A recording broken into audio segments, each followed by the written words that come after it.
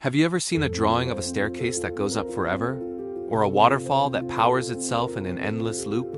If so, you've likely encountered the mind-bending art of M.C. Escher. His work isn't just about cool illusions. It's a brilliant fusion of art, mathematics, and a deep understanding of how our brains see the world. Today, we're diving into the secrets behind Escher's impossible constructions. Behind every moment lies a scientific wonder. I'm Kale, and welcome to SciCurios, where curiosity meets science. At first glance, a piece like ascending and descending looks plausible.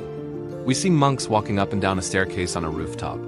But follow any single monk, and you'll realize they're trapped in an infinite loop, never actually getting any higher or lower. So how does he trick our eyes so effectively? Escher was a master of exploiting perspective. Our brains are hardwired to interpret 2D images as 3D spaces. We use cues like converging lines, shading, and overlapping objects to build a mental model of depth.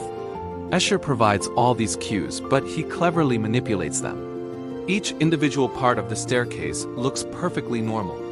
The steps are drawn correctly. The perspective seems consistent in that small section. Our brain accepts each piece as valid.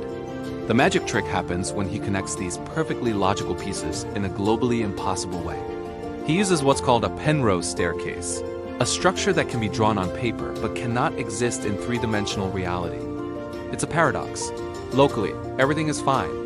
Globally, it's a complete contradiction. Our brain tries to assemble the whole picture, but it can't, leaving us with that fascinating, unsettling feeling. Another great example is waterfall. Water flows down, turns a water wheel, and then flows back up to the top of the waterfall. Again, Escher uses forced perspective.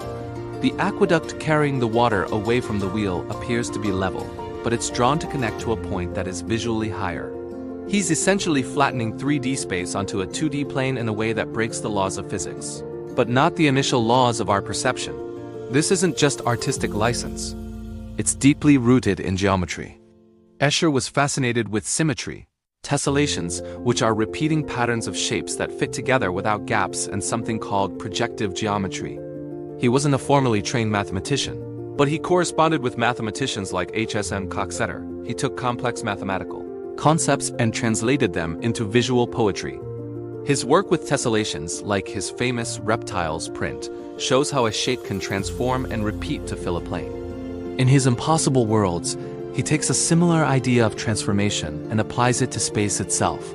He creates topological loops, where following a path brings you right back to where you started, but in a way that feels like you should have moved. This is also where cognitive science comes in.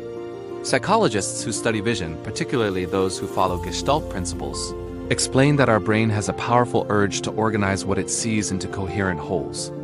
We want to see a complete, stable building. Escher plays with this urge. He gives us enough information to start building that mental model, but then pulls the rug out from under us. The conflict between what we expect to see and what is actually there is what makes his art so endlessly captivating. So, Escher wasn't just a draftsman. He was an architect of the impossible, a geometrician, and a psychologist, all rolled into one. He showed us that the logical rules of mathematics could be used to create worlds that defy logic entirely. He explored the very boundary between reality and perception, inviting us to question what we see and how we see it. His work is a timeless reminder that art and science are not separate worlds, but two different languages used to describe the same incredible universe. Next time you look at an Escher print, don't just see the illusion. Look for the hidden rules, the clever perspective tricks, and the mathematical genius at play. You'll find there's a whole new layer of wonder waiting to be discovered. Thanks for watching, and if you enjoyed this journey into the impossible, don't forget to like and subscribe for more deep dives into the intersection of art and science. See you next time. Science is everywhere if you just know where to look. Thanks for watching SciCurious. Until next time.